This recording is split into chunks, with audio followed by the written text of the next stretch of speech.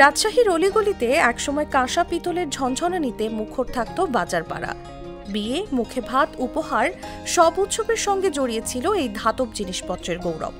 একসময় ঘরের নিত্য প্রয়োজনীয় জিনিস বললেই বোঝানো হতো কাঁসা পিতলের থালাবাটি, গ্লাস। সময় বদলেছে, আধুনিকতা এসেছে, কিন্তু ফেলে আসা ঐতিহ্যটা যেন ধীরে ধীরে হারিয়ে যাচ্ছে। রাজশাহী সাহেববাজার মের্সাস সিয়াম মেটালিক হাউস ৩ প্রজন্মের ব্যবসা। মালিক ইরফান রহমান জানালেন, তার দাদার হাতে গড়া দোকান এটি।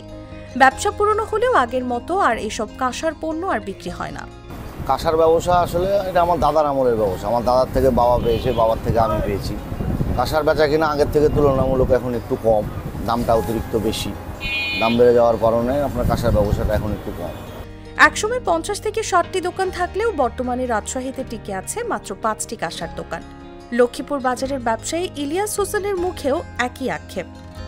চাঁপাইনবাবগঞ্জ থেকে পণ্য এনে বিক্রি করলেও তাতে তেমন লাভ হয় না। দাম কাঁসা ২৬৫০ টাকা কেজি থালা, ২৭৫০ টাকা KG glass.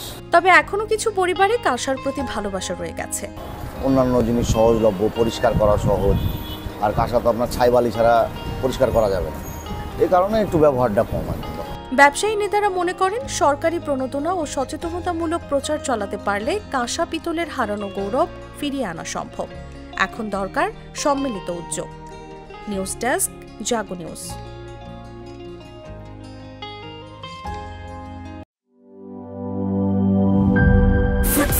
Happiness, bad panga, moja janga.